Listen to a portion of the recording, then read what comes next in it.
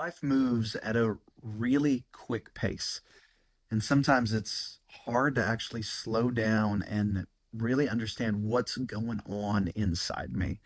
And I think, especially as we lean in to the reality and the good news of Easter, I think this week is a good week for us to pause and reflect and ask God into those spaces of our heart.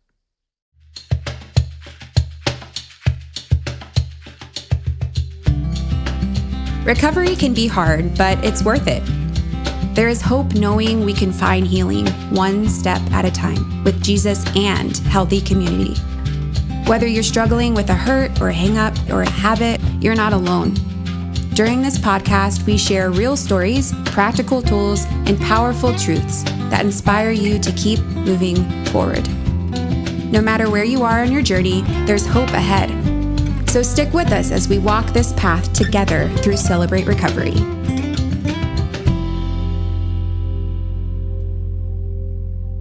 Well, hey everyone, welcome back to Hope and Recovery, a Fellowship Celebrate Recovery podcast where we talk recovery conversations and life change stories to keep us moving down our road of healing and hope closer to Jesus as we walk through this process of Celebrate Recovery and seek to live in deeper relationship with Jesus and each other. I'm excited for today. We're going to do something just a little bit different today, have a little bit of a shorter episode, more of a reflection and something for us to kind of think through as we lean into the reality of the good news of Easter. And I was thinking through my life, it's been a crazy past couple weeks for me, and I know I've found it really hard to slow down. And oftentimes, if I don't slow down, then I miss what God is doing, and I miss the opportunity to do it, to experience the comfort of God in the midst of my experience, if that makes sense. And so we're going to talk a little bit about that today using one of our incredible tools that we have in this recovery process, the heart check. But before we get to that, let me introduce myself. I'm a grateful believer in Jesus. I struggle with anxiety and depression, sexual addiction, and grief. And my name is Andy. And I've got the great privilege of being a part of Celebrate Recovery at Fellowship Fayetteville and the broader Celebrate Recovery ministry that's at Fellowship of Northwest Arkansas. And love what God is doing through Celebrate Recovery at this church and in this area and across the world, and grateful to be a part of it. And so today, like I said, we're going to do something a little bit different. I want us, instead of a conversation, more than anything today is an exercise to tap into where is our heart at and what's going on as we lean into the reality of Good Friday and Easter coming up this weekend. Life doesn't slow down. And if life doesn't slow down, it makes it hard for me to slow down and understand what's going on in my heart. And so as we prepare to reflect upon the good news of Jesus dying and resurrecting, it's important to know what's going on in our heart. And so in Celebrate Recovery, we've got a little tool called the heart check, where we kind of use it to evaluate where is my heart right now. Is there anything that I'm holding on to that maybe I'm not aware of? And is there something that God wants me to lean into and bring him into? And it kind of, one of the verses we talk about often when we talk about the heart check is a really great one. It's Psalm 139, 23 and 24. And it's a great little prayer to pray where it says, "Search me, O God, and know my heart. Test me and know my anxious thoughts. See if there's any offensive way within me and lead me in the path of everlasting life." And so as we do this, we want to be mindful not just to examine where our heart is, but to be intentional in bringing Jesus into that place. So the heart check is an acrostic, and it's hurting, exhausted, angry, resentful, and tense. And so as you're listening to this today, maybe you have a journal with you, or maybe it's in your mind, maybe it's on your phone. Consider these things. The first thing is, am I hurting? Asking honestly, is there areas of pain within my life that maybe I'm aware of, or maybe I'm not aware of? I know oftentimes for me, pain is one of those things that I try to avoid so much. And rather than choosing to feel the pain, because it's not fun to be hurting, but rather than choosing to feel the pain, I can try and outwork my pain. Uh, Rather than going, God, I'm hurting, and allowing myself to feel maybe even that grief that's in that, I can just go, hey, what's the next thing I can do? But today, in this moment, can we ask ourselves, God, where am I hurting? Where do I feel pain? Where do I need your touch? Is it a relationship? The grief of a loved one that's maybe passed? What is it? Write it down. How important to look at our pain. If we don't look at our pain, oftentimes we'll act out our pain. So look at it. Next is exhausted. Am I just dog tired somewhere? Have I been going and going and going and not gotten a break? Do I feel like everything's spinning? Where am I feeling exhausted? And I think for me, there's a couple different ways that I can think through exhaustion. Physical exhaustion, physical fatigue. Is my body sore? I did a lot of driving in the past week, I know for me. And so like my body's tired.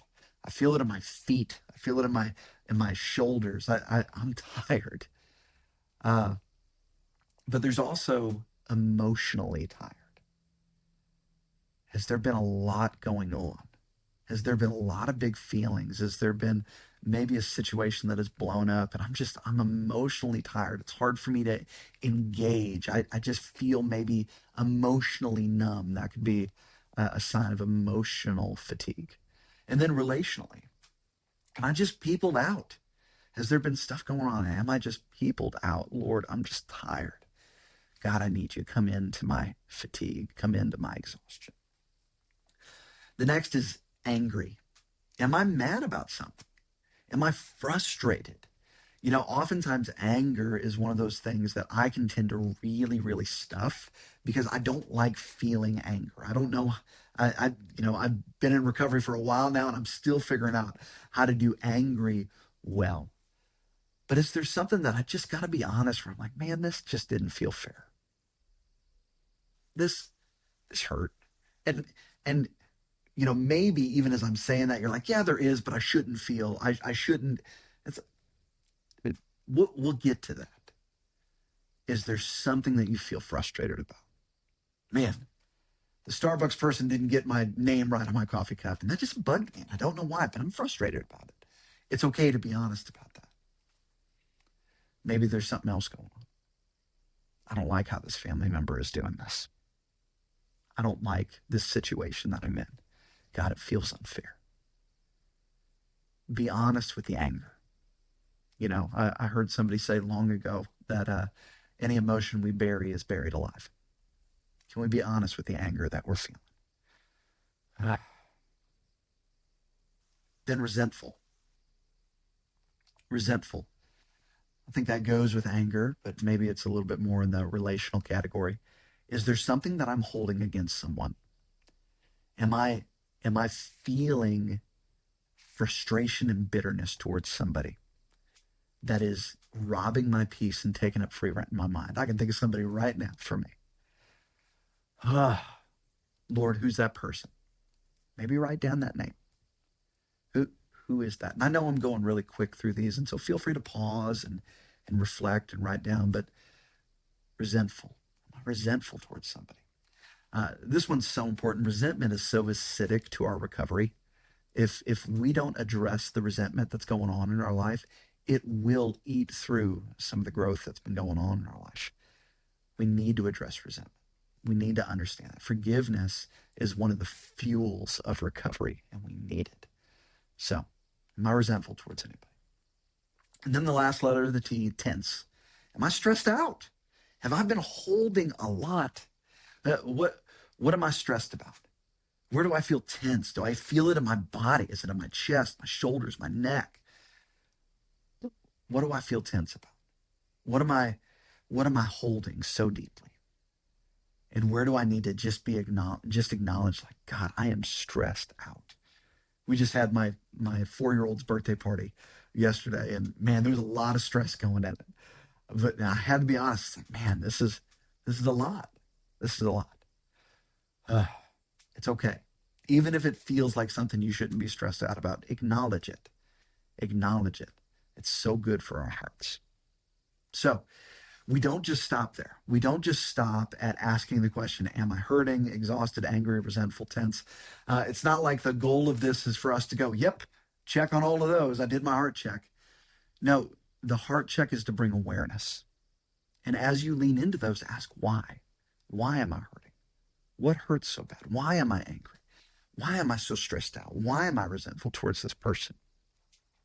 That helps us to organize and understand. So we honor, then we organize, and we express what's going on. Maybe you called a sponsor or an accountability partner and go, man, I've been doing my heart check, and this is what's coming up for me. But we don't just stop there either. We take these things and we bring them to Jesus, and we ask God to enter into this space. I love the little prayer of, God, would you enter into my hurt? Jesus, would you step into this anger with me? Help me navigate this. God, would you walk me through this grief? God, would you be with me in my stress?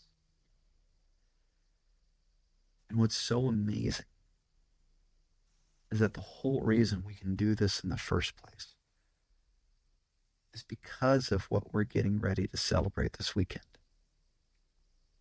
Jesus tells us in Matthew 11:28-30, come to me, all of you who are weary and burdened, and I will give you rest.